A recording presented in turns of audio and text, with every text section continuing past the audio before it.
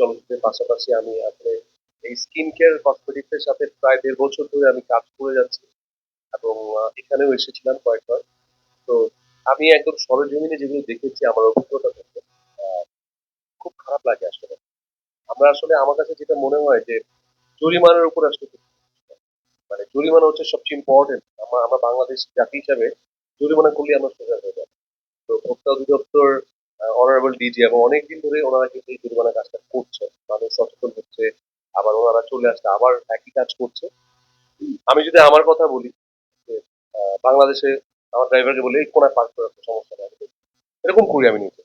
কিন্তু যখন আমরা দেশের বাইরে যাই তখন আমাকে ওনারা যদি বলে ভাই রাখেন, আমি বলছি, না না ভাই জরিমানা করে ফেলে।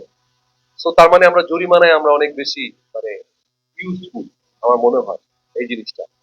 তো প্রপার ভাবে আমরা বারবার বলছি যে সরকার সরকারের দৃষ্টি আকর্ষণ করছে, আসলে ভোক্তা অধিদপ্তর ওনারা নিজেরাই সরকার, মানে ওনারাই আসলে যেহেতু সরকারি দায়িত্ব পালন করছে, তো আমাদের আর্জি বলি আর যেগুলো বলি আসলে ওনাদের মাধ্যমেই জানাতে হবে। এবং আই থিঙ্ক যে অনারেবল ডিজি স্যার এতক্ষণ যা শুনলেন বা আমি যা বলবো এগুলো খুব গুরুত্ব সহকারে আগেও দেখেছেন, এবারও দেখবেন।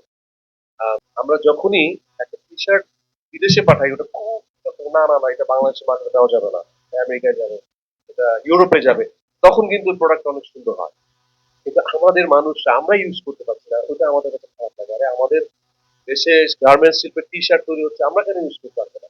ওই যে আমরা মানুষকে দিতে পছন্দ করি। তো কসমেটিক্স আমার মনে হয় যে এমন একটা জায়গা, আহ, আমার মনে হয় যে শুধু মেয়েরা নয়, আপু বললো যে শুধু মেয়েরা না, এখন ছেলেরা সমানভাবে সচেতন। এই যে কসমেটিক্স আমি বলি, এবং বাচ্চাদের কথা আসছিল যে বাচ্চাদের যে লোশন ক্রিম, আমরা তো বিদেশি একটা নাম শুনি, এটা আমার বাচ্চার জন্য খুব ভালো, কিন্তু এটা যে আমার বাচ্চার জন্য কত ক্ষতি হয়ে যাচ্ছে, এটা যে আমার মা বোনের জন্য কত বড় ক্ষতি হয়ে যাচ্ছে, সেটা আমরা বুঝতে পারছি না। বুঝতে পারছি যখন যখন বাচ্চাটাকে আমরা ওই প্রোডাক্টটা মাখাচ্ছি, বাচ্চার ওকে র্যাশ হয়ে যাচ্ছে, লাল হয়ে যাচ্ছে, কান্নাকাটি করছি, ডাক্তারের কাছে যাচ্ছি, পয়সা খরচ হচ্ছে, অথচ কিন্তু একটা ক্রিম শুধুমাত্র বাচ্চার যত্নের জন্য সেখানে আমরা প্রতারিত হচ্ছি। তো এটা উদ্বেগজনক। অথচ আমাদের দেশ মানুষ অথচ হচ্ছে না। আমি বলবো যে বড় বড় কোম্পানি দেশে, বাংলাদেশের কোম্পানি ইওর আয়ারল্যান্ড, এই ধরনের বড় বাংলাদেশের কোম্পানি কিন্তু আস্তে আস্তে হতাশ হয়ে যাবে। আপনার যদি ওই জরিমানার সিস্টেমটা আরো আরো স্ট্রংলি যদি না করেন, তাহলে এই বড় কোম্পানিগুলো হারালে কি হবে তখন?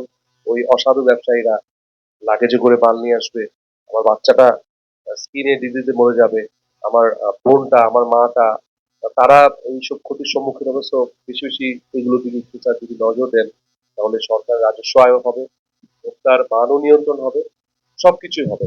তো আমার বক্তব্য আর বেশি দিব না, আমি আমার আবেদনগুলো করে গেলাম আপনার কাছে।